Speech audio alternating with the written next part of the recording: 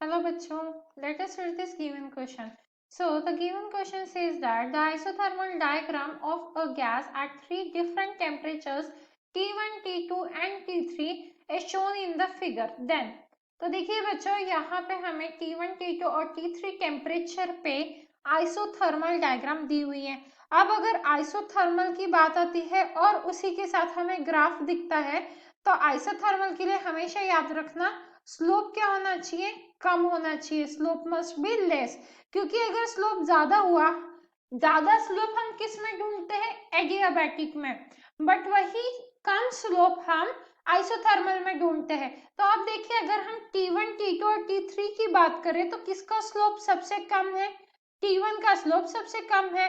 Then उसके बाद क्या है, T2 का स्लोप कम है, राइट, एंड देन T3 का स्लोप कम है।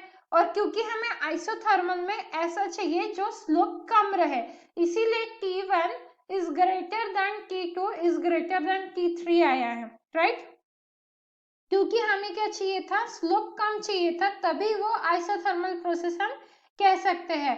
So you can see that जैसे जैसे टेम्परेचर इंक्रीज हो रहा है, जो ग्राफ है वो ओरिजिन से क्या हो रहा है, दूर होते जा रहा है, right. The given diagram shows that the curves move away from the origin at higher temperature. So हम बोल सकते हैं यहाँ पे जो T1 है वो टेम्परेचर वाइज ज्यादा है, ठीक है। टेम्परेचर जो है वो T1 बड़ा है compare to T2 and T3, मतलब T3 की वैल्यू सबसे कम है और T1 सबसे ज्यादा है।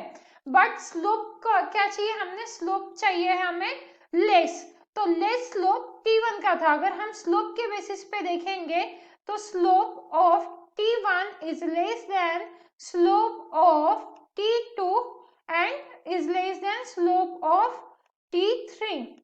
तो आइसोथर्मल में हमें स्लोप कम चाहिए है, तो इसीलिए हमारा ऑप्शन सी क्या हो जाता है, करेक्ट आंसर हो जाता है। So this is the final answer and I hope you understood it well. All the best.